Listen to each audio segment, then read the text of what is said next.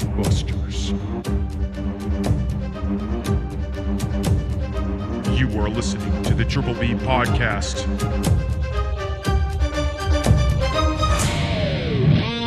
Let's fucking go. Welcome back to another episode of the Triple B Podcast, Bourbon Bells and Blockbusters. I'm Ryan. And you will call me by my God-given name, Timothy. Timothy! Put some respect on my name. Yes. We're back. We're back together. Been a one episode hiatus on my part. I was in Hawaii. I missed you. And I missed you as well, my brother. But I wouldn't have traded it for being in Hawaii because that was amazing. It was a great time, and we'll talk about it in a minute. Yeah. But anyways, we're back. We're drinking bourbon. We're talking wrestling. We're talking movies and shows. A little bit of both this week. So fucking let's go. Let's get to this baby back biznatch. This is my cash in this week. You will find that already posted on our socials.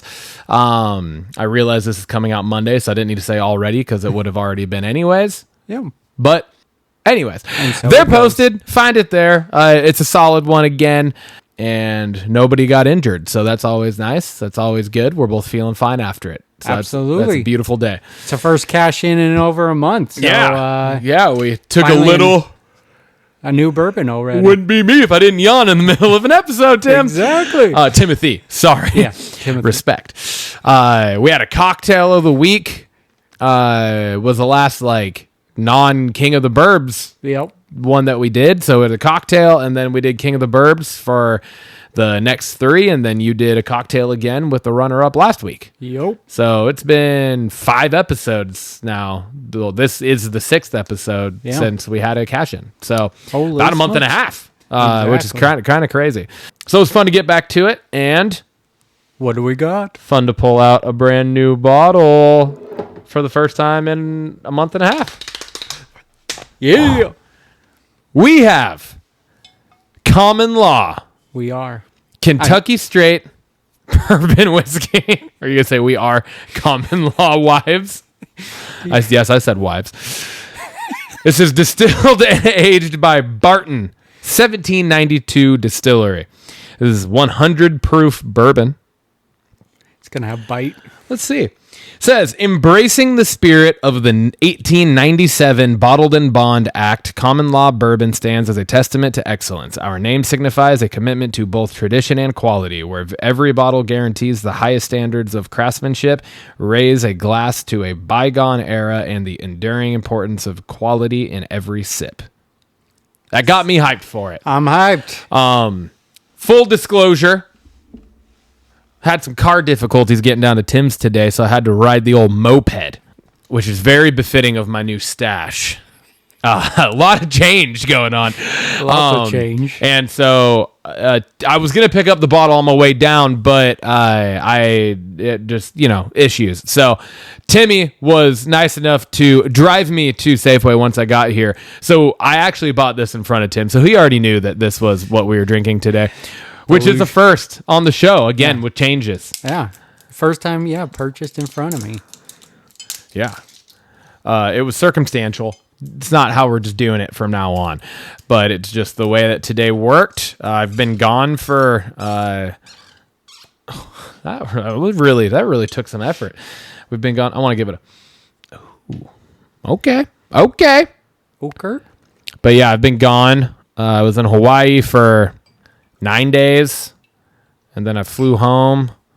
I think I got that pretty close. Yeah, that's almost spot on. Flew home, got home at 9:30-ish last Tuesday, and then I got packed for a backpacking trip. I slept for about 3 hours, and I woke up at 3:45 and was on my way yet again for essentially a 3-day backpacking trip. I got home at 5:30 last night or something. And you had to jam through some wrestling. Yep, then I had to watch some wrestling. I had to watch SmackDown last night. I had to hang out with my wife and daughter at some point. Had to watch Raw this morning because I forgot to watch Raw last week. It's been a whole thing. So yeah, lots of change and lots of new. I'm excited for this. Let's go. See how it goes.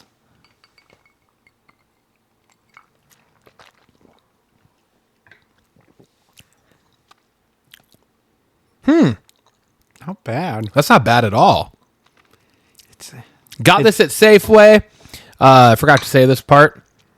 It was on sale for like $26.99, so pretty damn cheap. Bourbon on a budget. I think it was like $32 regularly or something like that. It ended up being after tax and everything. It was like $31 or something. I think $36 maybe. Yeah, not too bad. As we walked out. It's good. It's good. It is good. It's strong for sure. You can definitely tell that it's got that 100 proof. Yeah. You can definitely tell Kinda that. envelopes the mouth from top to the back. Fully. Has very sweet up front, and then there's quite a spice to it. Yeah. I got definitely. Kind of made my sinuses tingle a little bit. It was like almost like a, not as intense obviously, but almost, like when you do like the hot mustard. Oh yeah. Because I like definitely a Chinese feel it restaurant through the nose with too. the pork. Like I was like, whoa, it kind of cleared me out. I wasn't expecting it. Yeah, overall pretty good. I'll give it I'm going 7.5. That was the exact number that I had in my mind. Was a 7.5. Yeah. I couldn't do the half sign, but I did just do this while you were thinking. Oh, nice. I don't know how well that'll come across because my legs are there, but I did hold up 7. Uh-huh. 7.5 was where I was exactly. God damn it! Why are we the same? We're the same. But yeah, it is good. It's a solid, especially for it being a cheaper, more bottom shelf. Never even type. heard of this. Me either. I saw it and I liked the name and I liked the look of the logo, like the label and everything. Yeah. The shape of the bottle. It's very classy. So I was just like, you know what? Let's go with it. Yeah. Take another And it's swig. definitely not bad at all in any way, shape, or form. It's definitely a sippable bourbon. One I think that will probably pair very nicely in a cocktail next week. Yeah. Absolutely. And I just think the aftertaste is a little, I think, on the rougher side for me, which is what brought it down for me. Yeah. A little. I don't care as much for the the actual flavor of the aftertaste. Yeah, I agree. The burn I'm good with. I'm good with that. It's not overpowering or nothing. It's There's just something there on the tip of the tongue. Like I don't know. Yeah, that's where I'm getting it. Yeah. All right. Cool. That brings us over to our socials. You can find us on Instagram, X, YouTube, and TikTok. We are at Trip B Pod. You can find us on Spotify, Apple, and Amazon. We are the Triple B Podcast, Bourbon Belts and Blockbusters. And you can always shoot us an email at triplebpod619@gmail.com. Please send us your ideas for questions of the week, bourbons, cocktails of the week, any topics you want us to cover, movies, wrestling. Alrighty. That brings it over to the weekly fact check. It is my turn this week to fact check Timmy's solo episode from last week. I kept it short for you. My brother, you were clean. Sweet. Like, you were clean. I listened to the episode 3 times. I listened to it on the plane ride home. I listened to it maybe 2.5 times. I listened to it as I fell asleep in my hammock one night up backpacking. Yeah. And then I just listened to it on my way down here on the old hog. Vroom, vroom. And just because I wanted to make sure. And I only have 2 things. Okay. And the 2 things that I have aren't like fact checks per se. Okay. It was just more kind of clarification. Okay. Right. So this was, I guess, more or less me nitpicking this time to just make sure I had something. So I wasn't just like, you're good, move on. Hey. So you were talking about the Running Man trailer Yes. and how you hadn't seen the first one, but how you were getting like a Hunger Games feel from it, and that you were saying that you would assume at least that like Hunger Games was probably partially inspired by the original Running Man and like the book by Stephen King, right? Yeah. From what I could find, I didn't find anything that said that the Running Man directly inspired Hunger Games. Gotcha. So just kind of a clarification. I mean, Maybe it did, and it's just not out there. Yeah. But I didn't find anything that showed that. Okay. And then the other thing was you were talking about the unfortunate passing of Julian McMahon. Yeah. And you said he played Doctor Doom in the Fantastic Four movies that came out, and you kind of stalled for a second, and then you just said the early 2000s. So I just wanted to reiterate. Yeah. The first Fantastic Four live action movie that we all know that actually came out. Because there was the one from like the 90s that never actually happened, but it didn't. But anyways, it came out in 2005, and then Rise of the Silver Surfer was 2007. Oh, okay. But that's it. Yeah. That's all I got for the fact check this week. You kept it. You kept her pretty clean. Yeah. There's one more clarification on one I want to do on my part. It was I was talking about Penta's move that he did to Gable in the back to injure him. Oh, yeah. It's the sacrifice is what the move is called. That's and I right. couldn't think of it on the spot. So okay. Yeah, the sacrifice. But other than that, cool, sweet. Yeah, dude, it was pretty solid. With a short and sweet fact check, I figured I would kind of just weigh my thoughts about the wellness journey from last week, because I forgot. No, I did not do a weigh-in, but I will talk about that here in a second, because I'm going to be fighting for this next week's weigh-in. And then just my trip. Yeah. Real quick. Sweet. Just kind of give a little summary. So wellness journey, totally spaced it. That was last week. Or I would have probably sent you something to throw on here, but I didn't. And honestly, I'm kind of happy I didn't, because I was on vacation for 9 days and then came back. Like I said, went directly. I was home for less than 6 hours. I was at my house for less than 6 hours. Yeah. And other than the 3 hours that I slept, I was then putting my daughter down, unpacking from Hawaii, and packing for the backpacking trip. It was a whirlwind 24 hours there. And so anyways, I was on vacation and then up in the mountains, and just food things were not I was on vacation. Yeah, you were right, and I was living it up, and so I unfortunately weighed myself yesterday afternoon, which was stupid. When I got home from the backpacking trip, I weighed myself, and I was like, well, that's fucking terrible. What the fuck? Why'd I weigh myself then? That was stupid. Need to wait till in the morning, that whole spiel. But I was like, that's not good. So I'm gonna be battling this week to try to turn that number around. But I've definitely gained a few pounds. I will put it that way. But you know what? It is what it is. Like I said, was in Hawaii. My first time ever in Hawaii. First time on a full actual family vacation with my daughter and my wife. That isn't just going to Leavenworth or something, And a lot of new different places, restaurants, desserts, all sorts of stuff. Yeah. And I just cut loose and was like, fuck it. Let's try everything and let's have fun. Let's have a good time. So that was that. Didn't really drink while I was there. I think I had one alcoholic beverage the entire week. So that was cool. It was the first actual. So we flew in Monday. Mm-hmm. So the next day, I think it was that Tuesday, we went out to dinner, and I had one Mai Tai, and then quickly was like, I don't even want alcohol. It doesn't even sound good. So anytime we would get a drink or anything, me and Lindsay would both get mocktails. Okay. So didn't do any drinking. So that was cool. And I did work out while I was there. They had a little fitness center. They had treadmill. They had a lat pull down / low row machine. They had chest press, bench press, incline, decline machine, and they had a quad and hamstring curl and extension machine.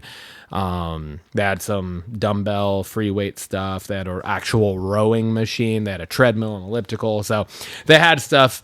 So we were there for 8 nights. Mm-hmm. I worked out 4 of them.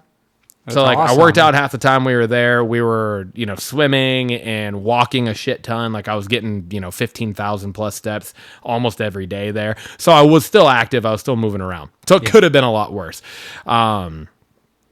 But it was the food. The food was the thing. It was the kicker. Like, just out of our own natural place, right? So it's like everything. And then groceries and shit in Hawaii are fucking, like, everything's so fucking expensive. Yeah. So that made, stuff a little harder too. So it was a lot of eating out and stuff and whatever. It's vacation, man. It's vacation. That's why we're working out, though, is just exactly so that you can enjoy yourself on vacation. And I'm like, even the number that I saw yesterday on the scale was, which like I said, I think is slightly inflated just circumstantially. Like, I don't think that's the actual weight. It was late afternoon, evening when I weighed myself. I had already, like, eaten a bunch that day, and I'm sure I'm retaining water because just being up backpacking and stuff and traveling the whole time, like, I'm not drinking nearly as much water as I usually am. So a lot of factors, but even with that number, it's still like 25 almost 30 pounds lighter than what I was when we started this, and still like 40 pounds less than what I was a year and a half ago. So I'm just like, fuck it. And I'm aware of it. And I think that's the biggest thing is just like, I know that. And in my mind, even when I am making the poorer choices, I'm aware that I'm doing it. I'm not just like blind to it and just being like, oh my God, how did this happen? I'm like, I know what happened and I know how to get it back. So that's going to be my goal now this week, is to get back down a little bit lower and just be a little more comfortable. But there's a solid chance now that you and me, like, we're going to be pushing towards that goal together now. Neck and neck, man. Because you've just been fucking cruising, and I had kind of stalled, and now I've gone up some, which is not ideal. But again, it's life, and that's where we're at. So it gets harder and harder towards the goal, right? So hell yeah, man. But yeah, that's that with the weigh and stuff, and then just real quick, the trips in and of themselves, it was fucking crazy. It's been a wild 2 weeks for me. Like we were talking when we went to Safeway, like, I woke up Tuesday in Hawaii, way the hell down here on the world map, and then less than 24 hours later I was almost in Canada. That's insane. Like, and it wasn't like I just flew there. Like, I flew home, unpacked, repacked, got picked up, drove 3.5 hours north, and then paddled essentially 8 miles. Yeah. Because our backpacking trip this year, we did the canoe trip on the lake. So, it was wild, and I was feeling it on Wednesday. Like, once we were at the campsite, I was just like, I'm so fucking dead, but it was so beautiful, and it was just the whole thing was just such a cool experience. Going Hawaii for my first time I've never been in a canoe before. So I was like, then doing the canoe trip, and we got to go in this canyon. I'll have to show you pictures and videos. It's fucking insane. That's awesome. We like paddled up this canyon, back to like this waterfall, parked, like we were able to just like pull the fucking boats off and tie them off, and then we walked up another, probably half mile, 3/4 of a mile, maybe even longer. Oh wow. Walking through like whitewater rapids and stuff, pretty much like kind of scaling the sides of this canyon. Like feet, like we're walking, but it was like, if we weren't holding on to something, it could very easily just like sweep you. So it was cool. It was a really awesome experience from like start to finish over these last 2 weeks. So nice. Nothing to complain about, and just I'm ready to be home and back into a groove and get back to my normal. Back to your own bed. Yeah. So yeah, welcome back. Thanks, dog. I got to give a shout out to anyone who does a solo podcast, because it's no joke, man. It's definitely a different whatever vibe, yeah, for sure. And it's just, so props to anyone that does a solo podcast out there. Dude, you do it well, and you make it's still enjoyable to listen to. So sweet. You do a good job of it. I try to. I tried. Yeah, no, you do great. Well, that brings us to bells. Ding, Timmy, ding, ding. What do you want to talk about, my dog? I got to talk about Monday Night Raw. Yeah, dog. Let's do it. I got a few things from Raw, and I got to talk about the opening. The Seth Riders opened the show. Seth Riders. They opened the show, And we get a little nuance to the group. You know, it wasn't the typical Seth Rollins leading charge. Yeah. Which I liked. I think the group needs something like this. And so Seth grabs the mic or gets handed the mic. Whatever happened. Braun Breaker grabs it ultimately and goes off on a tirade about Sami Zayn. He kind of squealed during the middle of it, kind of. But I don't know. It felt good to hear from him, and then as well as Bronson Reed, who got the mic next and talked about how he needs to put some respect on his name and that he's going to take out Jay. And it was just nice to hear from these they were stars before joining Seth Rollins, or up and coming stars, and it's easy to kind of push them to the back because Seth is centered on this whole thing, and you're just like, meh, well, what are these guys doing now? But they came to the front and they had a voice in the group, and I thought it was refreshing, and I really liked it. I especially liked Bronson Reed's portion of this, how he alluded to how he fucked up Seth Rollins, and that's what led to this. Yeah. You know, he essentially put a little bit of fear into Seth Rollins, which is then what made Seth Rollins' mind click and be like, I need him on my side. Yeah. Type of thing. I don't feel like we've gotten that or any actual reasoning behind why Braun Breaker has joined the group, though, and I think we're missing that. I would agree. You know what I mean? That. I think this whole opening segment of Raw, the promo, did a really good job for Bronson Reed in that regard of explaining the reasoning here and explaining and really building the fact that he's not a stooge, he's not a bodyguard, he's not a henchman, you know, he's not one of Seth Rollins' goons. It's more of they're pushing to make this an equal type thing to a point, I think, kind of. Yeah. But I still don't feel that with Braun Breaker.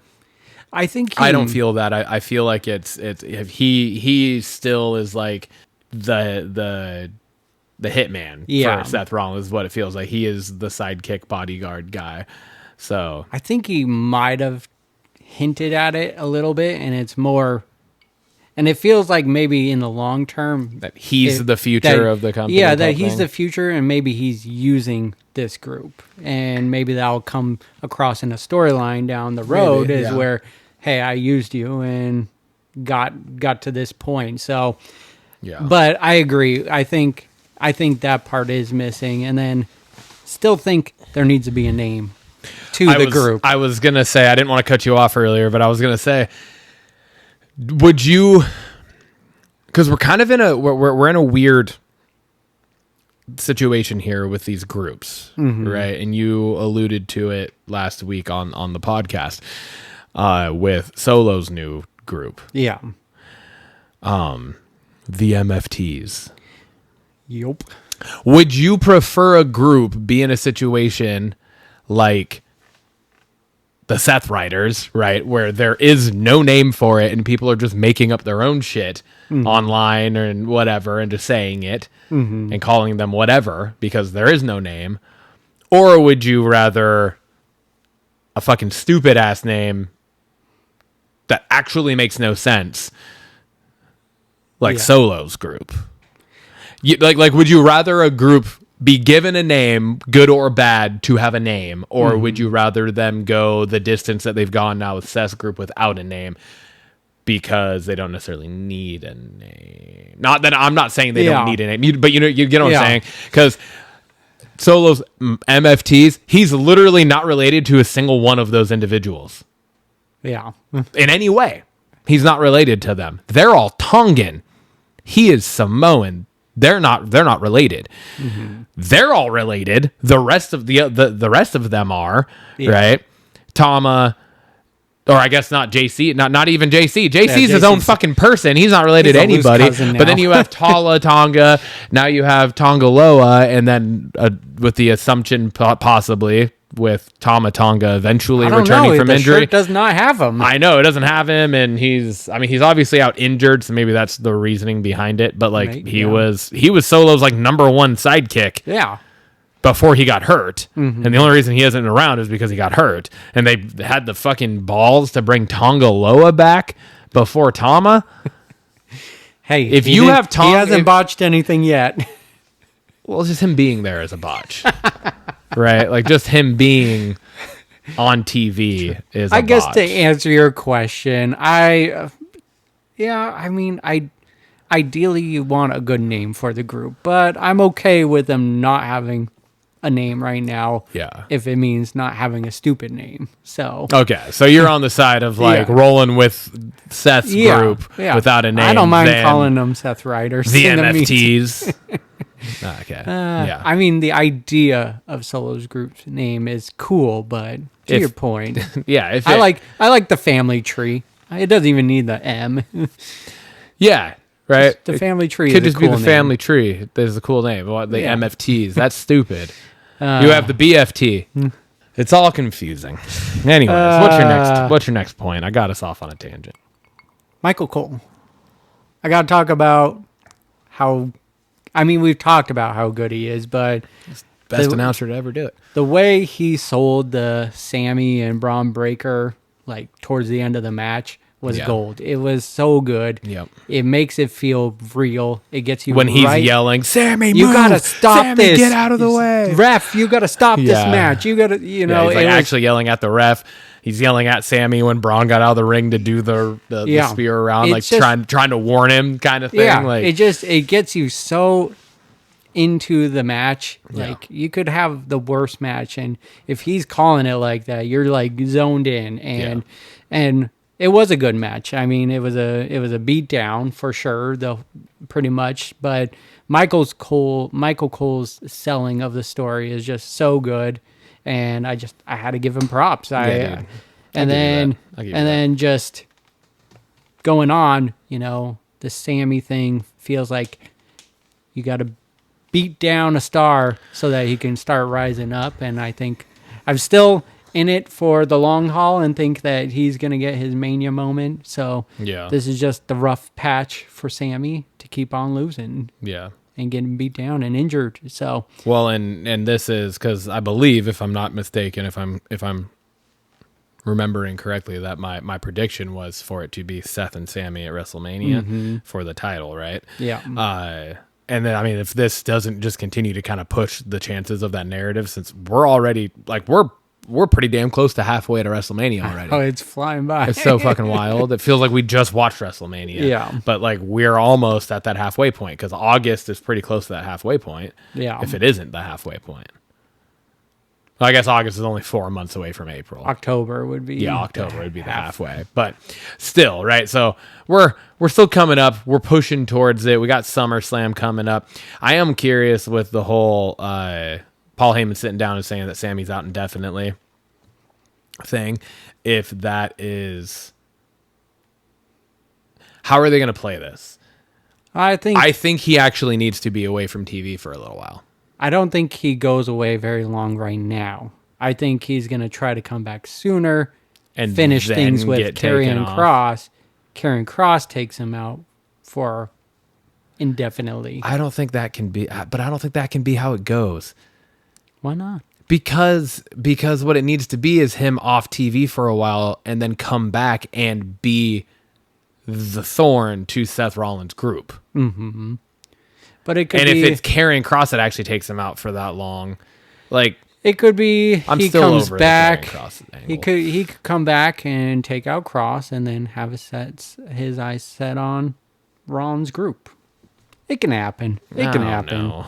I don't like the whole Karrion Cross angle. I don't like that there's so many interbleeding fucking things going on right now. But Sammy alluded to it. He said, "I'm spinning too many plates right now," and he can't focus on one thing, and Yeah. it kind of just feeds into the, he's trying to do too much, and so I know, but we have that happening everywhere. Yeah. I think that's my problem with it. We have it happening with LA Knight. We have it happening with Jey Uso. We have it happening with Cody. We have it happening with Randy Orton. We have it happening now with Sammy. Like, it's happening everywhere. With just Seth Rollins' group in and of itself on Raw. Yeah. Right? Like, it's like, but it gives you options down the road where you don't get just I know, but I just want like give me a storyline. yeah. Well, you got one. Not you got LA 19 Knight versus Seth storylines Rollins in tonight, one. and we'll see. Well, I know, but then we'll get to it. But we had LA Knight fucking around with the MFTs on SmackDown. You know what I mean? That's what I'm saying is we have a lot of people spinning a lot of webs right now that it just seems unnecessary. Like there's other people that, where the fuck was Jacob at? Why couldn't Jacob and... Because he got taken out with the power bomb. Well, with a power bomb? Through the table. The triple bomb. Gotta sell it as big. The triple bomb through the table the previous week, right? Yeah. Yep. Took out Paul Heyman for half a year or so. Well, Paul Heyman is an overweight 60-year-old. We're getting way off track here. Jacob Fatu is the whole point is a beast. Michael Cole's awesome.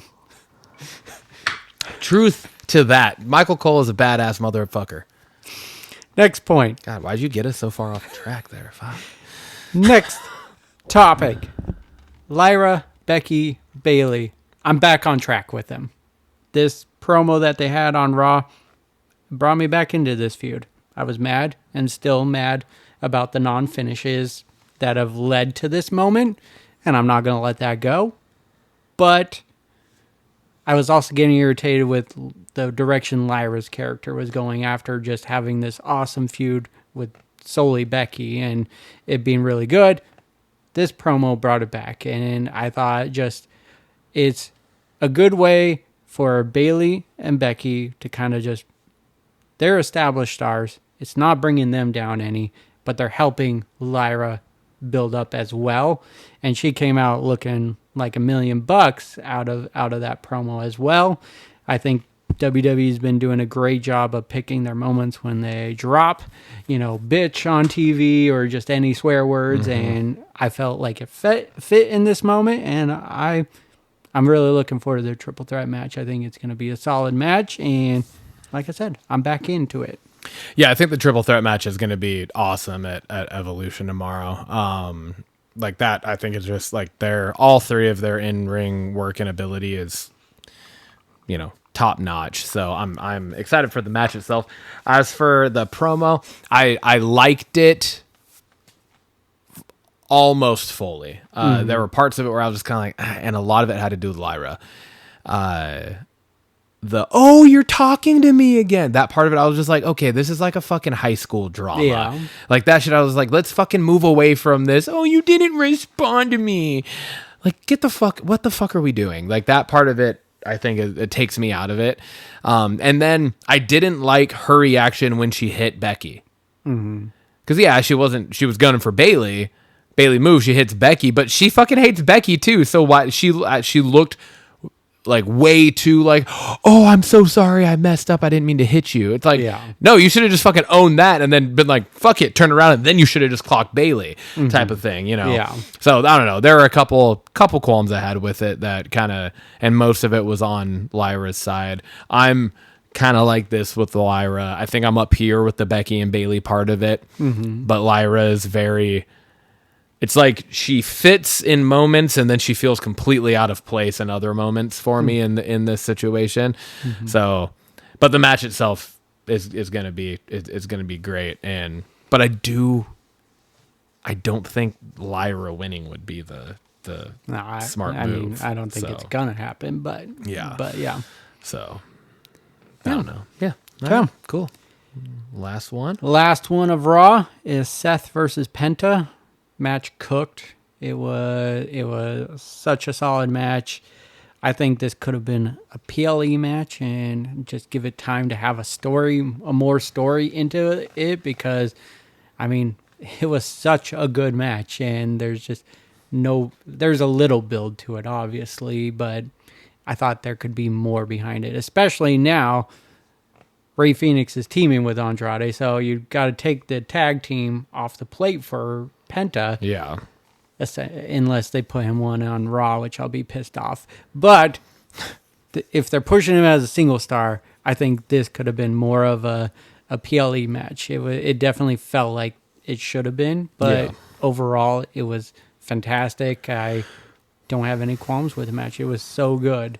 Yeah. I mean, it was an awesome match. I mean, you're talking Penta, who has just done pretty much nothing but just beat the brakes off of shit since he fucking debuted, right? Yeah. And then Seth, who is like, it'd probably be pretty hard to point out very many qualms over his career in the WWE in general, right? Yeah. With especially like just his in-ring work is so good. I mean, we've literally kind of compared him to like a modern day like Shawn Michaels type guy because he's just that good in the ring. So no, match was solid.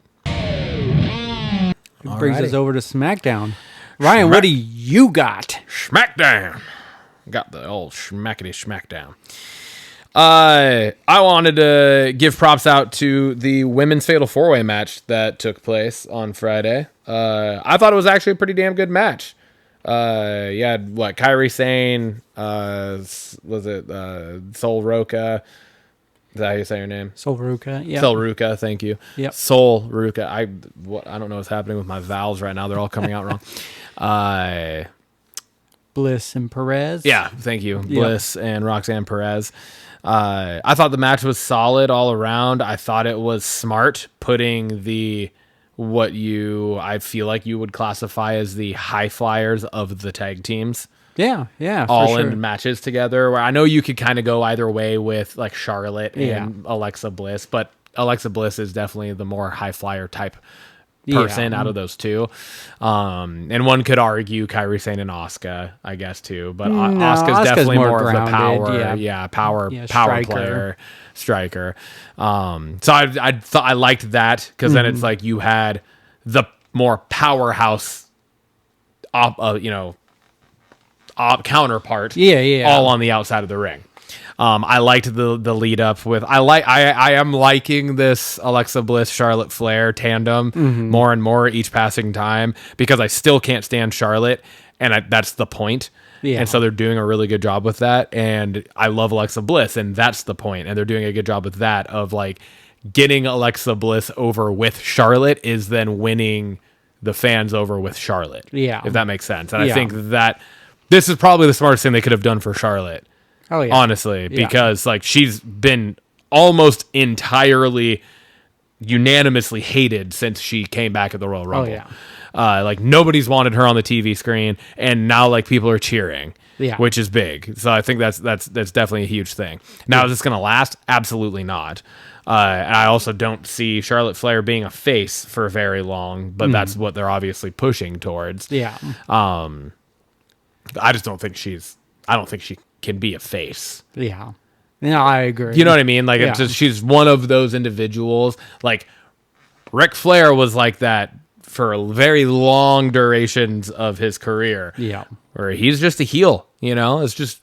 That's his tactic. It's what it is. Yeah. And it's kind of how it works. So, I thought the match was all around good. I thought the double soul snatcher was fucking sick. Yeah. That was such a dope move. I liked the, double power bomb superplex. Yeah. It was all cool. And then the Sister Abigail DDT reversal to then still catching it into the Sister Abigail DDT was one of those where you're like, oh, that looked weird. But then you watch the replay and you're like, oh no, that was I think that was supposed to happen. That's what it was supposed to be. So then it was okay, that was actually kind of dope. You know, that was a cool way to have somebody reverse out of it and then her just spin and just fucking plant them in it. I was like, okay, I like that. It showed kind of that veteran savvy of Alexa Bliss in the situation with a lot of people who are new. Exactly. So, yeah, man, I thought the match was good.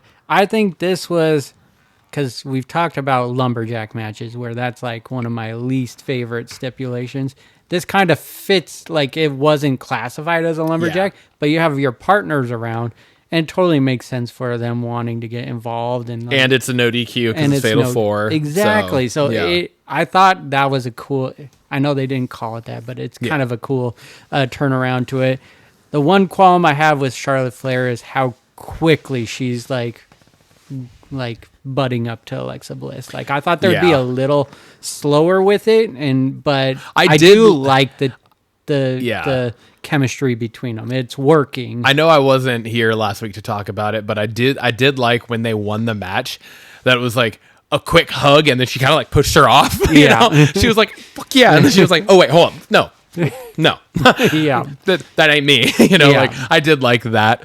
Yeah. And then like how the whole backstage interaction between them this time. Yeah. Do I look like a cheerleader? Charlotte, you'd be an awful cheerleader. She's like, I'm a great cheerleader for myself. Like, it's true. I like that. Like, I don't know. Because they're playing into her character. With it. And yes, and like I said, I think it's winning her back over with the fans. Yeah. So. And I think you hit it on the knot. Like just her teaming up with Alexa is the only thing that could really do that for her character. And it makes sense that there's history there too, because they used to be friends. Yeah. Right. So it does make sense. Yep. Next thing, continuing in the women's division, I said the women's title build up to Evolution is a fucking snooze fest. Yeah. Tiffany Stratton and Trish Stratus. Yes, I kind of inadvertently called the Trish Stratus situation without knowing it. I don't know. It's spoken into fruition is what you but did. I also wrote here that almost the entirety of the card for Evolution outside of the tag match and the IC is kind of boring. There hasn't really been that much of a build to Io and Rhea. It was like 2 Raws ago or whatever, where it was the whole Io calls her out and that and at least that one has at least a backstory. I know it has history to it, but the build up for it, the actual match, it went from like they have history together to she just calls her out, and then we got almost nothing but like a video package on this last Raw about it. Yeah, right. So. I don't know. It just like the whole card. I'm just like, but we got a really fucking sweet Nikki Bella package. For fuck's sake, I'm gonna say we've talked about it. Maybe not on air, but definitely between each other there's too many PLEs or too many special events going on where there's not enough time to build up for anything. Yeah, I totally agree. But you would think with this being what it is. But they're building an all-men's Saturday night's main event. There's no women on the show. That's true, 4 matches, all men, and they got to put more Goldberg-Gunther versus building an awesome card for the women's Evolution, right? Yeah, I don't know.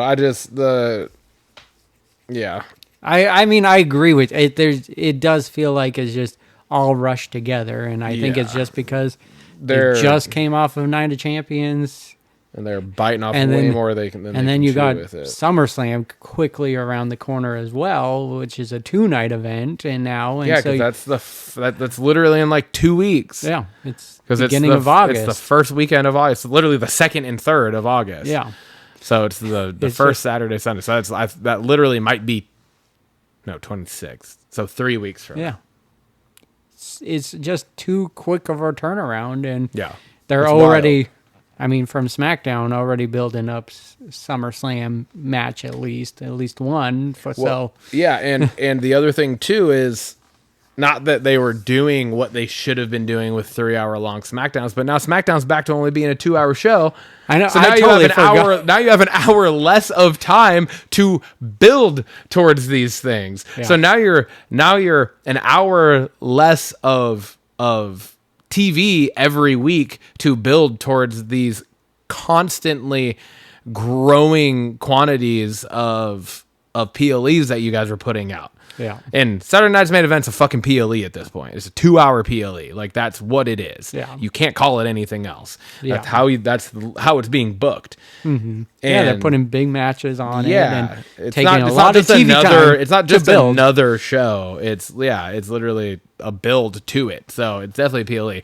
Yeah, it is. It's a lot. It's too much. Yeah. Next up, I wrote fucking roll-up finishes. I think if my count is correct, we had at least 3, if not 1 that I may have missed. We had 3 in this week. We had the one on Raw. Of course, now I'm going to fucking totally space who it was. Oh, it was Kairi Sane and Roxanne Perez. Yeah. Right? Yep. Kairi Sane hit the roll-up finish to win that, and then you had the 2 on SmackDown between Jimmy with Jimmy and LA Knight, right? And then the why am I spacing?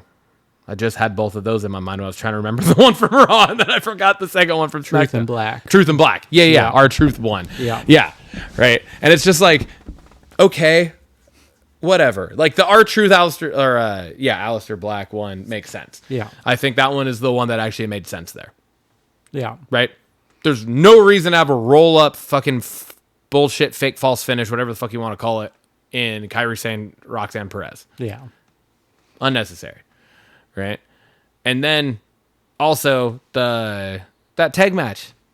Why is it a fucking all of a sudden quick roll up finish, and then the 3 all chased Jimmy out of the whole thing was kind of chaotic. I didn't really care for it. Yeah. But just roll up finishes. God damn it. It's either roll ups or DQs, and it's constantly every week. Yeah. I mean, this is like an every 2 episode thing that one of us bitches about. Yeah. It's so bad. Agreed. I made a note of the R-Truth one. I was like, it feeds into pissing off Aleister Black, which led to the backstage segment. Yeah. That one fit, but I'm just like, Solo taking another loss to a roll-up, and then Kairi Sane just stealing wins left and right where it doesn't feel right. Like, I'm a big fan of Kairi Sane, but she's getting all these wins out of nowhere, and it just happens to be roll-up pins. So Yeah. Finally, we got new tag champs. yeah, we do. We got the White 6 finally have gold. I think this was the right move. I like that it happened clean, and it happened almost unexpectedly in the match. Like, because there were so many, and I say almost unexpectedly because there were so many close pinfall, calls, like, yes. you know what I mean? Like very last second kickouts to where you're like, oh fuck. So then it's like they hit this, and you're like, all right, they're gonna kick out, or Dawkins is gonna come in and break it up. 1, 2, 3. Oh shit! I was like, the White 6 are fucking champions. Like, it took me a second to fully process. I was like, oh shit, fuck yeah. Which I don't think is a bad thing either. Like, No. I'm good with that because it kind of keeps you on your toes, right? Absolutely. And that means I think the match was that good because you're watching it and you think because they've got you every other time with it, thinking that, oh, it could be a pin. Oh. And then this time you're like, ain't gonna happen. Yeah. Oh, fuck, it happened. You know, it's like the boy who cried wolf type thing. Yeah, right? exactly. I think this is the right move. I think putting the gold on the White 6 and continuing to build this group, I think they need to start just fucking wreaking havoc though on SmackDown. Yeah, I agree. Like, and I think for what I want to happen, I think it will probably be hard to happen because of like Solo's group and the fact that they're like pushing this group now as this big bad group. We're fucking over it. We're over that. This doesn't make any sense. I agree with what you said last week's episode. Like, why are we trying to all of a sudden re-up like fucking Bloodline Civil War Part 2? Yeah. Like, move on. We already did that. Now we're just exhausting this stuff. Let these individuals be their own fucking people. There's nobody in that group of Solos that is going to be better off because of Solo. No. I agree. Right? Like, maybe Tonga Loa, but I think he's a lost cause in and of itself. Like, no one else in that group needs Solo to propel themselves. Yeah. I will give you, and I will agree that the same cannot be said for the original Bloodline. No. Yeah. Like, they are all where they are because of Roman and his aura and just that whole storyline that lasted for fucking 5 years or whatever it was, right? So it makes sense. But what they need to do with the Wyatt Six, I think, is they need to make them the fucking like group to just be powerhouse of SmackDown. Yeah. And I still stand by. I want to see every single one of them holding gold. Yeah, I agree. Whether it's the women's US or Nikki Cross goes for the actual women's title, that would be new and different. Yeah. Right? You get fucking Eric Rowan going for the United States. Yeah. And then Uncle Howdy going for the world title. Yeah. You know, or the WWE. Like, I just think like it would be super cool. I think so too. I would like to see a little more of Bo Dallas coming out in the group too, like not just only Uncle Howdy. I want a little mixture of it both to really play homage to the Fiend and Bray Wyatt.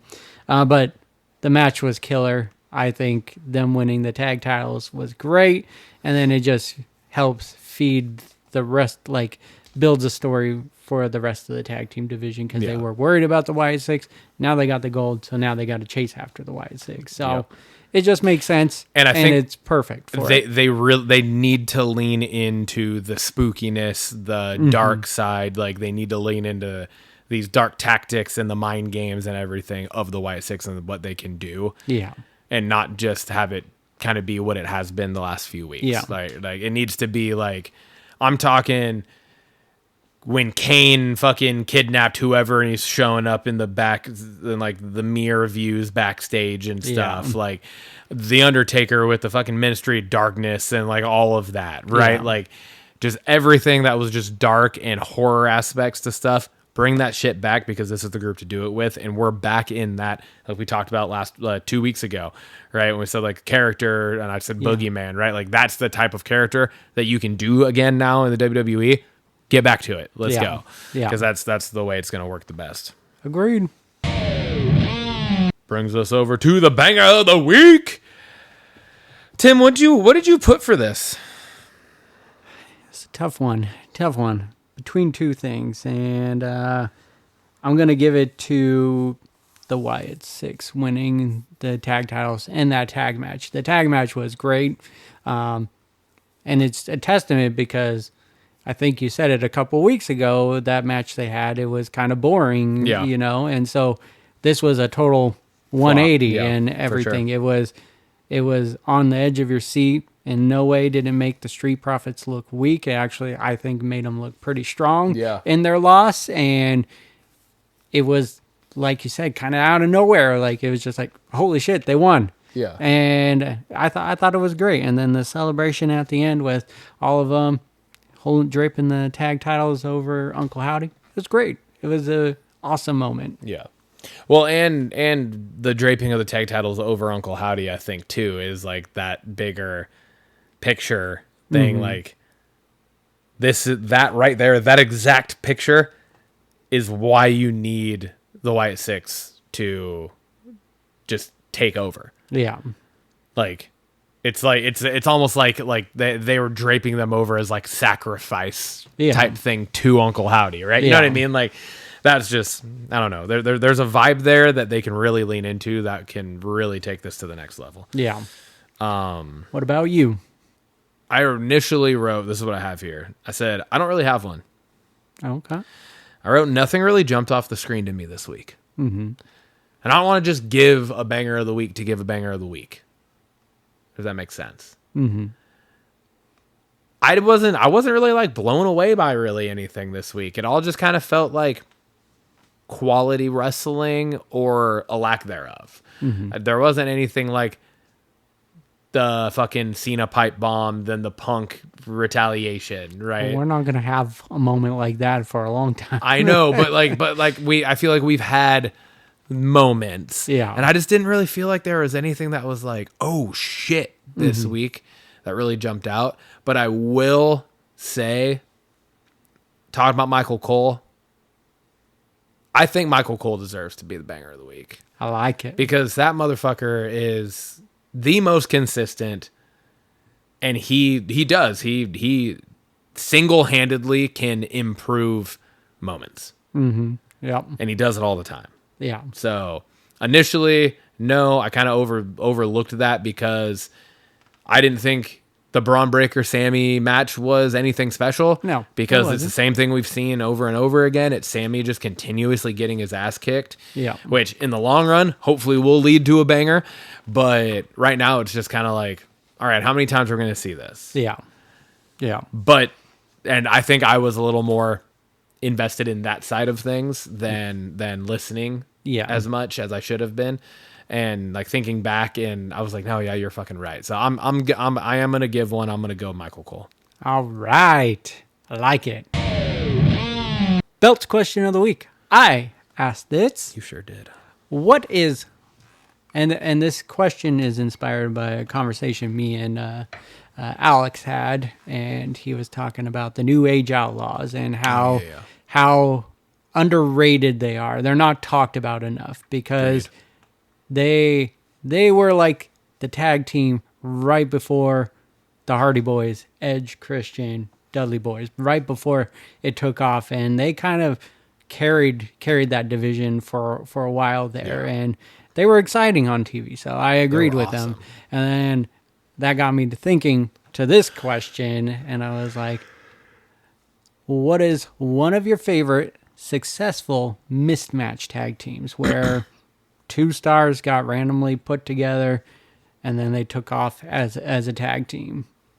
So what is one of your favorites? I went Team Hell Now. Oh, Daniel Bryan and Kane. Daniel Bryan and Kane. I like it. I think it's one of the best.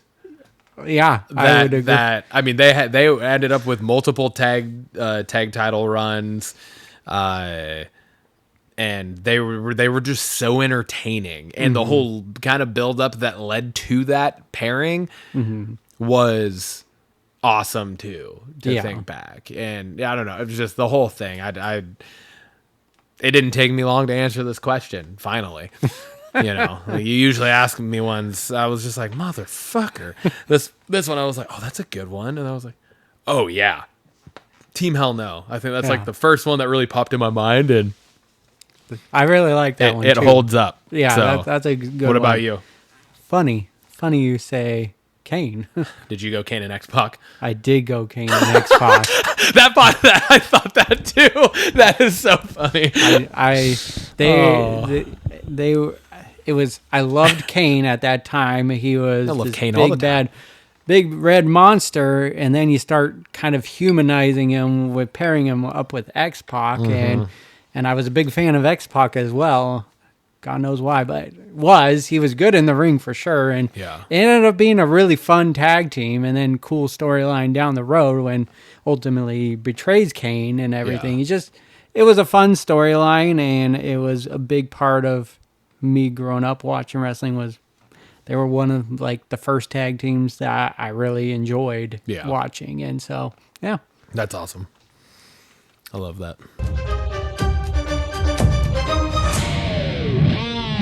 Brings us over to Blockbusters.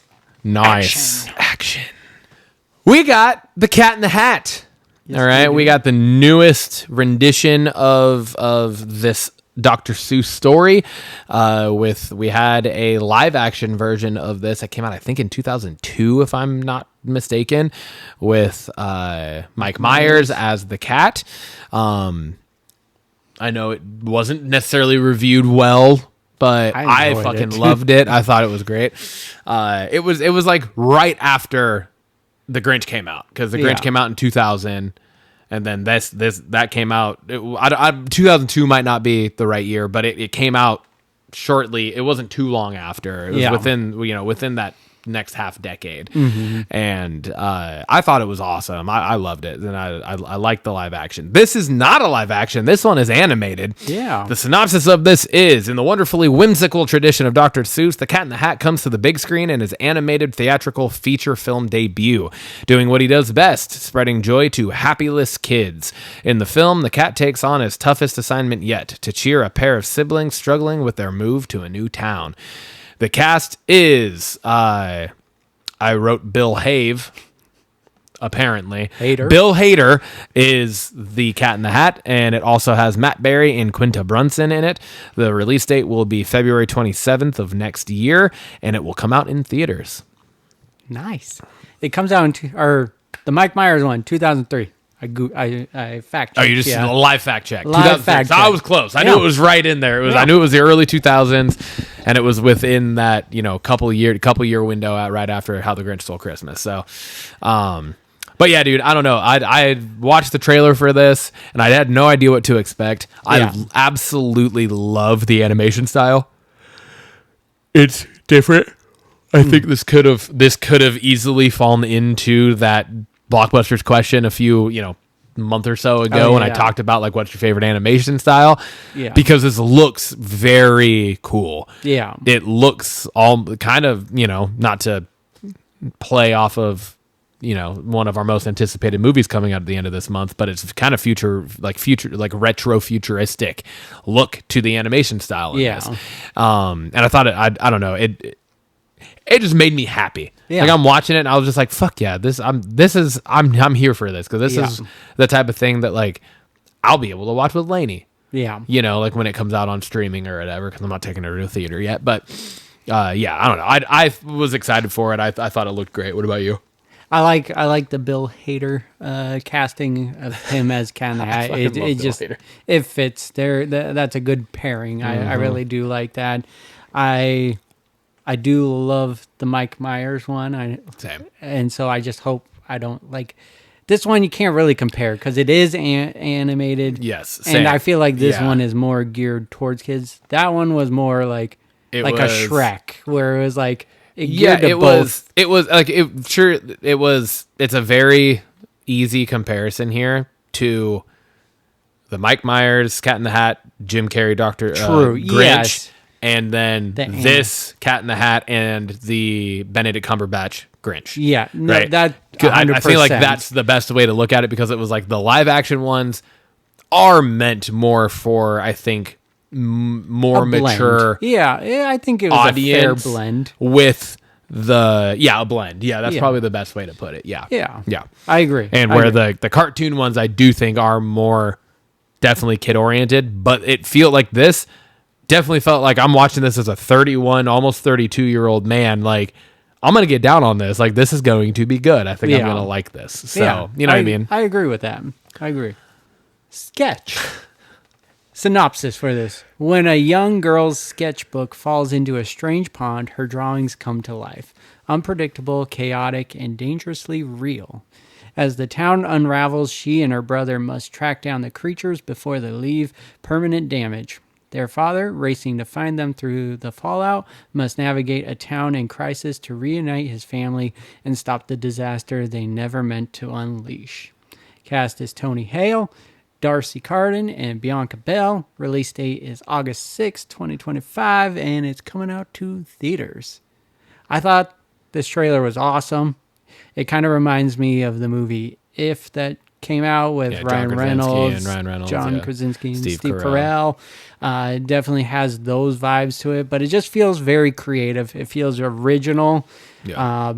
It feels like it's got heart to the movie from the trailer, and then it feels like you're gonna have like that emotional moment, but just fun. It looks fun as well, and so that's why I'm excited for it. And can't go wrong with Tony Hale from Arrested Development and Darcy from The Good Place. So I really like seeing Tony Hale in this as a kind of a lead. Yeah. Right? Kind of a partial lead. Yeah, He's he the doesn't dad. get that a lot. He doesn't. And that's where when I read this, like what you put on here before I clicked the trailer, because I was just curious who was in it. And I was like, Tony Hale. I was like, why do I know that name? Who is that? And then I watched the trailer. I was like, oh, that's who it is. I was like, Arrested Development, obviously, but he's like Veep. And, and he's a supporting character in pretty much most everything he does, right? And so it's cool to see him as what you can assume is going to be a little bit more than just a supporting character. Absolutely. I know the kids in this are more the leads, right? But he's probably the number one adult lead, right, in this film. Sure. So I thought that was cool. I think the idea of this is super cool. And it's hard to tell because like the synopsis makes it sound like it's like a more serious tone, but then the trailer does not, and the creatures in it doesn't necessarily. Yeah. But I'm sure there are obviously moments. Yeah. But I don't know. I'm excited for it. I think it looks good. It'll be a very unique. Yeah, absolutely. And I really enjoyed If. So if it's anything like I haven't seen it yet. I need to watch it. You should. Yeah, I want to. It was really good. Yeah. Well done. Brings us over to series. And first up, we have this is a third season of a show that we've both watched. No, you haven't seen this? I have not seen this. Oh, bro, that's one to put on your list. All right. I think we'll be talking about it towards the end of the month if Okay. if you have the time on your hands to fit it into this month's binge cap. Invasion. Season 3, we got the trailer, we have a synopsis, and release date. So the synopsis is, per the official Season 3 synopsis, the show's prime characters are now united to form an incursion unit on a critical mission to penetrate the looming alien mothership. The deadly apex aliens have finally revealed themselves, rapidly spreading their deadly spikes across the planet. It will require all our heroes working together, delivering all their experiences and expertise if there's a sliver of hope to save humanity. As fresh bonds are formed, past relationships are challenged and even fractured, as our international cast of survivors must become a team before certain doom. The cast for this, I wasn't gonna take the time to type out all of them. It sounds, everything I've read, it looks like pretty much the entire cast is back from the first 1 and 2 seasons, without giving anything like away, especially if you haven't watched it or anyone else. Anyone that was still alive at the end of season 2 sounds like it's coming back for season 3. And the release date, the first episode will drop on Friday, August 22nd, and apparently will then run through each Friday through the October 24th. Okay. And it is an Apple Plus show. We, of course, back at it again. I, for some reason, thought this was one that you got me on. That's why I thought that you had watched it. Got you on Silo. You got me on Silo, Yeah. But I, for some reason, thought this was... I don't know how I started watching this then, if it wasn't you. This show is awesome. It's super fucking cool. It's shot... did you ever see... what was that? Was it Vantage Point? Oh, yeah, the movie with Forrest Whitaker and I think Dennis Quaid. Where Matthew Fox. and it's shot... Like the story is told from the perspective of like 3-4 different people, whatever it was. That's how this show is. Okay. But it's about an alien invasion. Awesome. And so it's people from like different parts of the world. It's all from, I think it's like 5 different perspectives is in this show. Okay. And so like sometimes episodes will cut back and forth. Sometimes it's just like one episode is focused on one specific, so it's kind of like, I guess Game of Thrones is kind of that same, same way. Right. It's fucking awesome. It's really fucking cool. It's a really good show. I'm really excited that, it's one that I kind of forgot about because it's been 2 years since season 2 finished. And so it was on a longer hiatus between seasons. And so it was one I kind of forgot about. And then I was in Hawaii and I saw that and I was like, fuck yeah. And I was like, threw it on here. And I'd like kind of raced to put it on. So you didn't, because I thought this was one that you had watched. So I then finished all the information today for it. But so the trailer, so now that I know this, putting the trailer on here, you're probably like, what the fuck is going on watching it? But I mean, it got me intrigued, for sure. And I was going to ask, do you recommend? It sounds like you highly recommend. There's some crazy shit that happens in this show. Yeah. And like the aliens in this are like, I don't even know. It's like Alien meets like A Quiet Place, meets like Independence Day. Okay. Like I feel like, and I don't know this, I'm just going off of like just what I've watched. I feel like it's definitely taking inspiration from different alien at the end of this entertainment entities. You hear the clicking. Yeah, like Predator. Yeah, and I watched that trailer and Lindsay heard that and she goes, "I hate that fucking sound." And I was like, yeah, I don't know why that sound was there. I was like, that definitely sounded like the Predator clicking. And I was like that sounded like the very same clicking that we heard during the Alien Earth trailer, right? And I was like, why the fuck is that clicking on there? So I don't know what that is. That's all I wrote. I don't know what that is, but that's what I wrote down. Looks cool. Haven't watched it. Yeah. Do you recommend? And was that Predator at the end of the trailer? I don't know. That's what I'm like. I don't know what that noise was because there's nothing Predator-esque in any way that I've seen in the first 2 seasons. So I don't know what that is. But I will say, one of the cool things about this is the aliens start fairly like minimally, I guess. Uh-huh. And they fucking evolve and adapt. Oh, wow. Which is a pretty crazy concept. Okay. So it gets, like I said, it gets pretty wild. You got me intrigued. Yeah. You got me intrigued. You should definitely watch it. And I think each season, I think it's like 10 episodes or something. I feel like so that's it's pretty not much every Apple yeah. So shows. it's not crazy to be able to watch. You could probably definitely watch the entirety of it before the month's end. Devil in Disguise.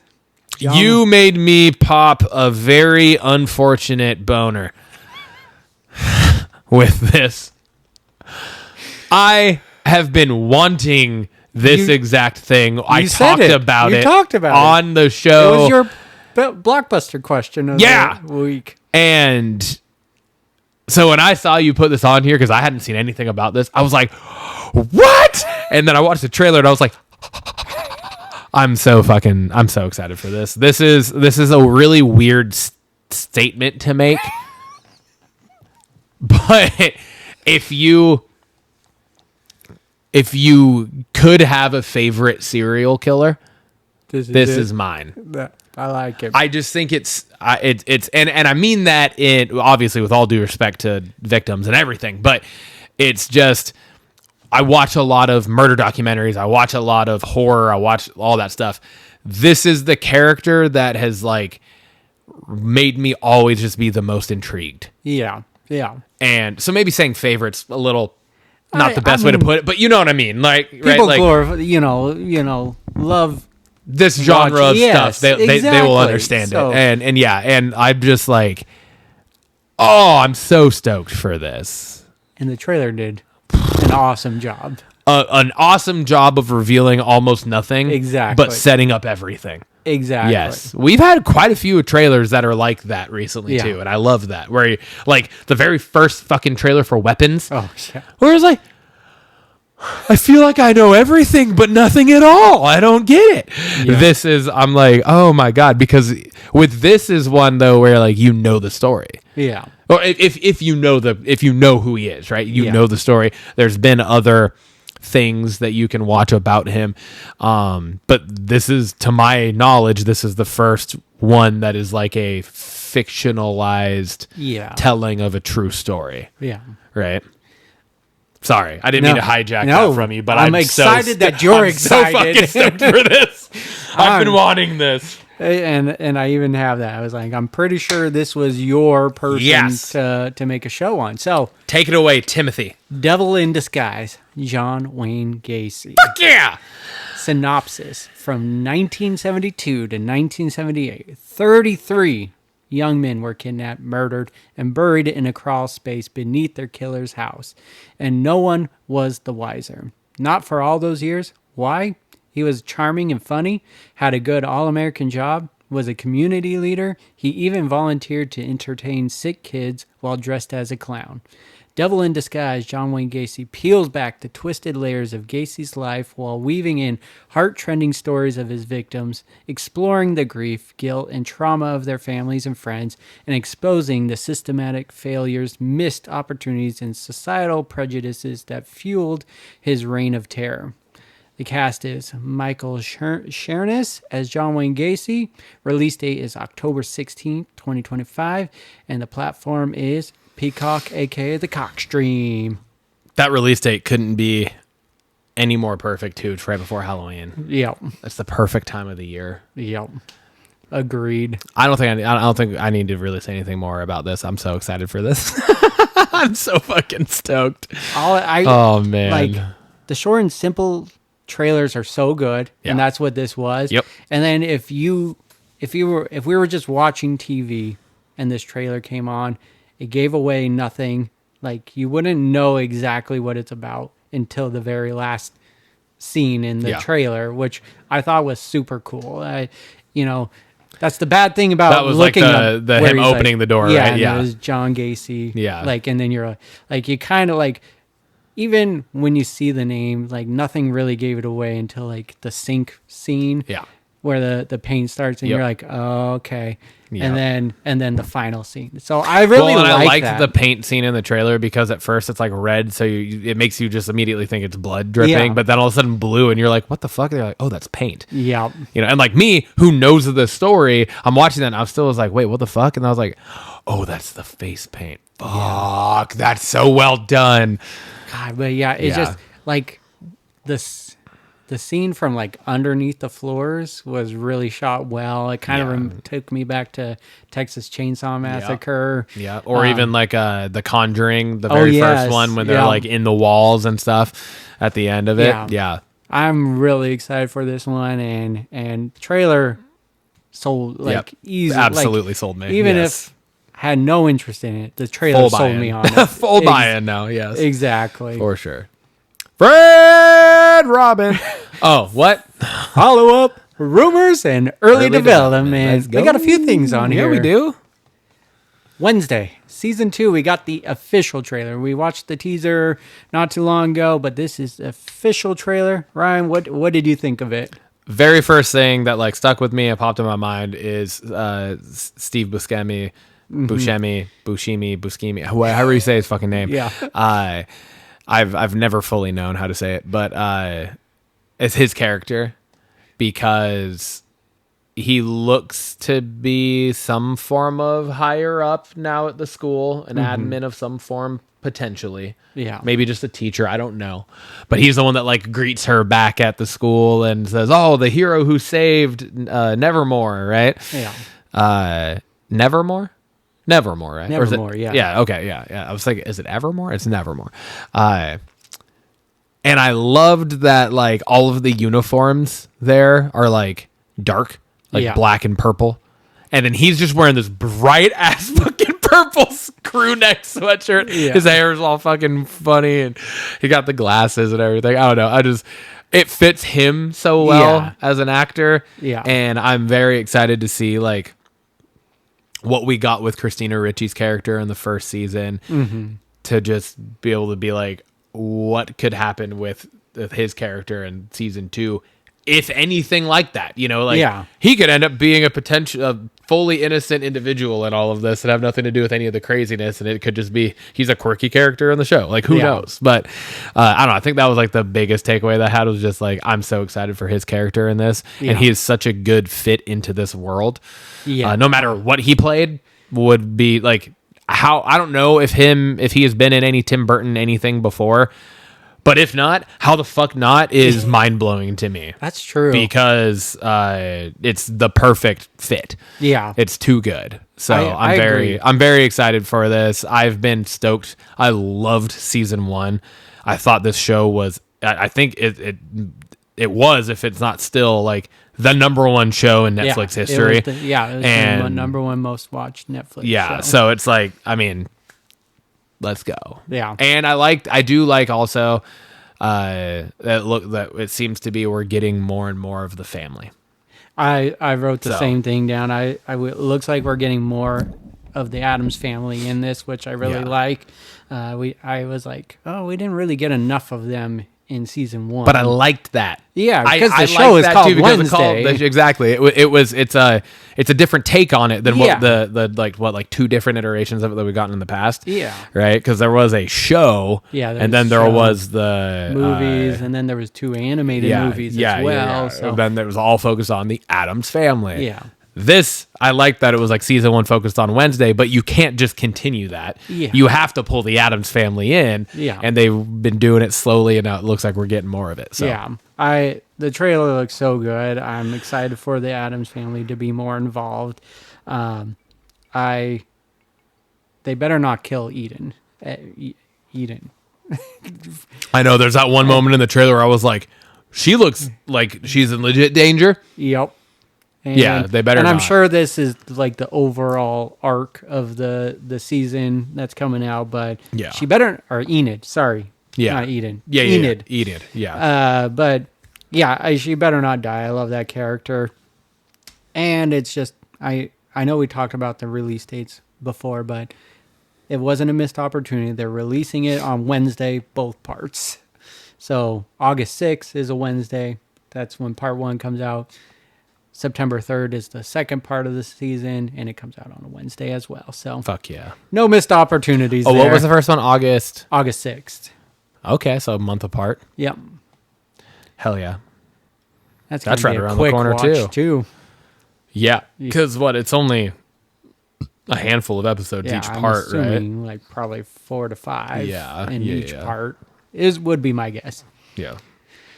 All right, we have a little bit of an update on the Street Fighter casting. And I'm going to live fact check myself right now because I forgot to do it earlier before I fully finish this. I can't remember if the name for Roman Reigns' character is actually right. I believe it is right. Is it? Okay. Yeah. Yes, okay. I just wanted to make sure. So, 3 different castings. There is actually one more. I just don't know that. I don't know how to say the guy's name. There's actually quite a bit of Well, there's a lot of casting. The ones that I know were like Yeah. going to be more like, oh, cool Yeah. for us. There is another professional wrestler Oh, really? in it, but he's E Honda. Oh, And I he didn't see that one. he's like a GFC wrestling or something like that. It's Okay. like he's from Asia, somewhere in Asia. I don't know where. Yeah. But and I don't know how to say his name, and I don't know that you know who the person is, anyways. Nope. So I kind of left that one off. But it is kind of cool that there's another professional wrestler, and he's going to be E Honda, Okay. which I'm stoked that E Honda is going to be in this in this as well.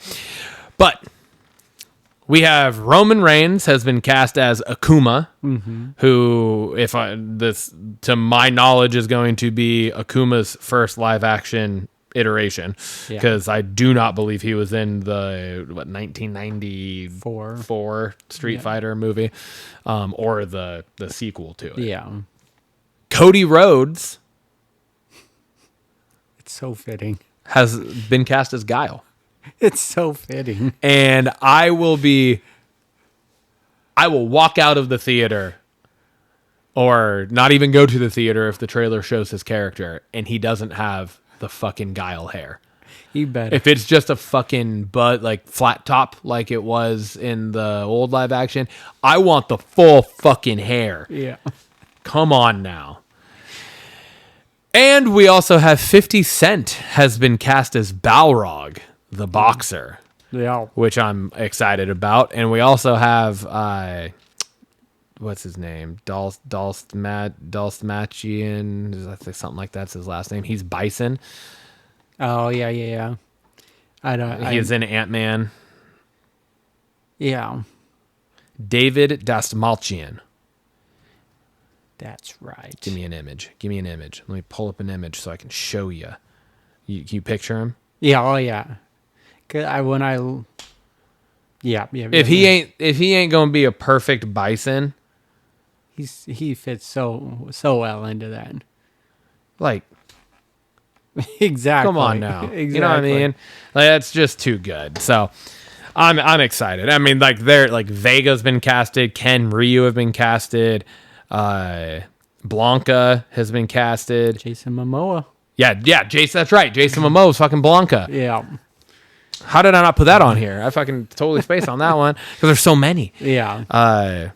Yeah, I don't know. I'm wondering if we're gonna get Dalsum in this, because he's like one of the OG characters as well. Yeah. But he's the stretchy guy. Yeah. But Mr. Fantastic. I know. I was gonna say we got what looks to be a good rendition of the stretchy abilities of Mr. Fantastic coming out. So maybe they can make it work because he's a fucking awesome character too. So I love the Cody Rhodes this guy. It's fits so fucking perfect. It's so spot on. It is so perfect. You'd be hard pressed to pick another person in current acting that would fit Giles as good as Cody Rhodes. Yeah. I like the Roman Reigns, like the 50 Cent, and when I was reading more about the casting, seeing Jason Momoa part of the cast as Blanca, I was so excited. And then seeing Vega on the list, he was one of my favorite characters in Street Fighter, and seeing him being in it was awesome. So I'm excited. They've been doing a lot of good things with video game adaptations on the big screen. Mortal Kombat set this up to be able to be fucking great. Yeah. Because we've had like the older previous iterations of both Street Fighter and Mortal Kombat that both had lots and lots and lots of flaws. Yeah. Right. But then they put out that Mortal Kombat movie a few years ago and it was fucking spectacular. Yeah. It was so good. And now they're putting out they're working on a second one, but that just opens the door for this because now you have nowadays technology that can adequately portray these characters. Exactly. Right. So could not be happier with the way that it's going right now. I'm stoked. Exactly. Love it. The Paper. We got official release date. It's coming out September 4th on the Cock Stream, aka Peacock. And just a reminder, this is like set in the same world as The Office. Yep. Obviously not the same cast other than Oscar is Nunez. Returning. This is about a newspaper out in Minnesota, I think. Yeah. I couldn't remember the city, but regardless, I'm keeping my expectations low for this. Yeah. Because it's not going to be The Office. No. But it's from the same creators. Yeah. It's got the same film crew that's in that show filming these guys at the newspaper. So it could only hopefully be positive things. And the way I look at it too is you had The Office and The Office walked so Parks and Rec and Modern Family could run. Yeah. Right. And so it's like you have, and I mean, fucking The Office ran too, right? Like, let's be real. The Office is fucking amazing. So even though, yes, it's set in the same world, I am going at this as a completely different show, brand new show, just like I did Parks and Rec and Modern Family, where they were that same mockumentary type of style. So I'm not going into this like, oh, I'm expecting a continuance of The Office because, you have Oscar to connect the tissue, but how prevalent is his character going to be in this? We have no idea. Exactly. So I'm excited for it. Yeah, I am too, and just I like the mockumentaries. We've talked about it, and so yeah. That brings us over to our special segment of the week. This week we have Toasted or Trash, but put a spin on it. We are putting a spin on it with our kind of, honestly, it's really because of the craziness of the world that I've had the last 2 weeks. I was able to watch 2 movies on the flight that were ones that we've talked about on the show, ones that I've been really excited for, and ones I've heard good things about. And that was the Minecraft movie and Mickey 17. And I just texted you when I landed in Hawaii and was like, dude, you got to watch these movies. They're both fucking dope. Obviously understanding that I was flying home and then immediately going on a backpacking trip and makes it really hard for me to watch something else for this segment. You had the really good idea of doing a strictly toasted edition of Toasted or Trash, because I said both those movies are awesome. You already know I think they're toasted. So you had the idea of you watching them and then us just kind of comparing notes and talking about them real quick on the show. So we're focusing on the Minecraft movie and Mickey 17. And Tim, we'll start with Minecraft. What'd you think? Minecraft movie, just one word, fun. It was an absolute blast. I heard good things about it. I heard it was funny. but also, heard that it was a stupid movie at the same time. And it kind of is in the grand scheme of things, but it was ultimately super fun. I was super engaged with it. I was laughing consistently throughout it. The chemistry of Jack Black and Jason Momoa was off the charts. I want to see more of them on screen. I know. But Jason Momoa, I don't know how I'm going to take him serious anymore. Like, he is so good in that funny role. I know. He was probably the highlight of the movie for me. He was so good. I liked the story of it. I like just the way it looked. The CGI was pretty good to it. There was like one scene where it looked a little rough. But overall, it was just a fun movie and absolutely toasted. I couldn't stop talking about it after. I was like, that was really funny. Haley was laughing with it. She wasn't necessarily watching it, but she was laughing at scenes. So Yeah. I also pitched an idea. We should dress up. I wanted to be Jason Momoa and hopefully get you to be Jack Black. Absolutely. From that movie. I was like, those are badass Halloween costumes. Yes, absolutely. I'm in. I played and still would. I just haven't. But I played Minecraft for a long time, and it took me a while to get into the game too, because like Nathan and Nick and them were playing it, and I guess Nathan and his group were playing it. I got Nick into it, but Nathan was like, dude, just fucking download the game and try it. He's like, give it tonight, like download it, hop on with us, give it tonight. And if you don't like it, cool. You don't ever have to play it again. I was just like, fuck, dude, it looks so stupid. It's a game about fucking giant pixels. Yeah. Like, I just was always like the graphics of the game just seemed so fucking outdated. Yeah.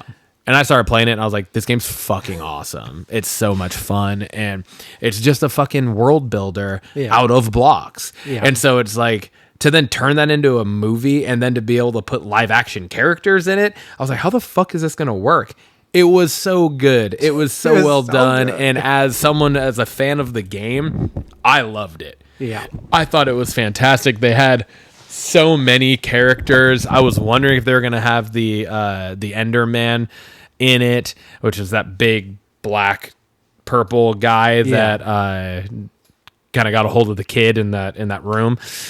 A little less of that than I would have thought there would have been, but because that's like the whole game is kind of based around like the Ender world, and you like get to this point where there's just a shit ton of them all over the place.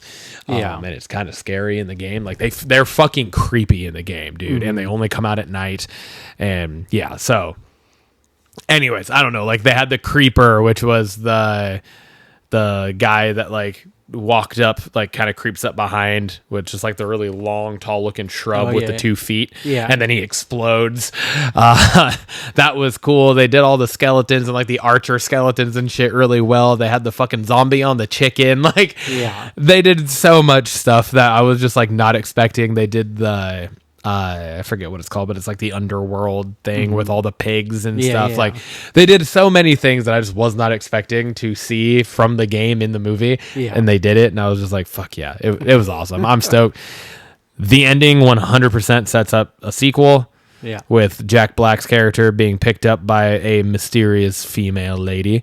And I totally forget her name, but it's also a character from the video game. Nice. So that sets up a second potentially, I'm here for that as well. 100%. It was a lot of fun. I mean, it was killer at the box office too. Yeah, like it was. I want to say it broke a couple records potentially at the box office when it first came out. So Mickey 17. I thought this was an awesome like original idea. It was fun seeing Robert Pattinson just kind of be totally opposite of what we're used to seeing. Yeah, like he does a lot of different characters over his acting career for sure. Yeah, but I feel like a lot of those different characters that you're used to seeing are more of like the indie films that he did. Yeah, when he kind of went on a hiatus from Hollywood, right? And this was one of the newer first movies back into that mainstream Hollywood entertainment. Yeah, and it was just he did a great job. Like, and each printout of him was like a different personality too, and it was like really portrayed well. Yeah. In the movie, I thought the whole movie was gonna be just print like build up to number 17, but that's where it starts. Yeah. Which was a lot of fun to kind of just see. So the trailer kind of skewed me off of that, which I thought was refreshing. Yeah. Mark Ruffalo was phenomenal. Yes, he was fantastic. So and good. just, I hated him, but loved him, obviously. And like, just nothing I've ever seen him like before. Yeah, absolutely. This was totally different. Fantastic. Just all the different side characters that you've seen in a million, like Mr. Yoon and The Walking Dead, right? And it was a really cool movie, really fun and different, and I liked it for that. Yeah. Same. I was so entertained by this movie. I watched both these on the flight to Hawaii, and it helped just make the 6-hour flight go by so fast and quickly. And I don't know, it was just super entertaining. It was not what I expected it to be. Like, I don't know what I necessarily fully expected, but I definitely was not expecting the plot of this to actually be what it ended up being with like the creatures that you saw, and the whole, like, Mark Ruffalo's character no idea what that was about in any way, shape, or form. I barely even remember him in the trailer. I don't remember him at all in the trailer. So I don't know. It was just like that whole, there's this fucked up, like, hidden kind of agenda. Yeah. I don't know. I just wasn't expecting that. Yeah. And so it was very refreshing, and I really enjoyed it. I thought this movie was absolutely fantastic. I didn't picture it just being only Robert Pattinson's character being an expendable. Like, I thought there was more characters. That's true. Yeah. I thought it was more, and it really, if there was, it focused solely on him. Yeah. And I feel like there probably was, because it was like the Expendables program, right? That they like shut down and stuff at the end. So I'm sure there were, but you didn't see any really others. That was it. That's all you saw. Yeah. So. Yeah. Definitely a fun movie. Both toasted, highly both great. Recommend both movies. Yeah. If I had to recommend one of the two, it got to be Minecraft movie, just for how I laughed. It was a just good constantly, time. Yeah. It was such a good time. Yeah. It's been a long time since I felt that way in a movie. Maybe Deadpool Wolverine, I thought was super fun. Like, just fun experience. So for sure. Blockbusters question of the week. I also asked this.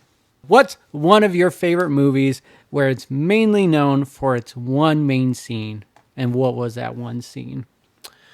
I went with Deep Blue Sea. Oh, okay. And I went with the Sam Jackson speech. Yep, the Sam Jackson speech that is bluntly and rudely interrupted by his immediate shark attack death. It's just one of those movies where, like, I love the movie, and I remember a lot of different scenes from it. You know, LL Cool J's in it. You got Thomas Jane, Sam Jackson. I don't remember the girl's name, but so many of these characters in this movie. And Sam Jackson's character, he's like the captain of this whole facility place that they're doing all this stuff. And he's given this fucking just like straightforward, very serious, just like you're into it speech. And then all of a sudden, one of the main characters that you're like expecting to be the main character, because it's fucking Sam Jackson, just gets fucking eaten alive by a shark.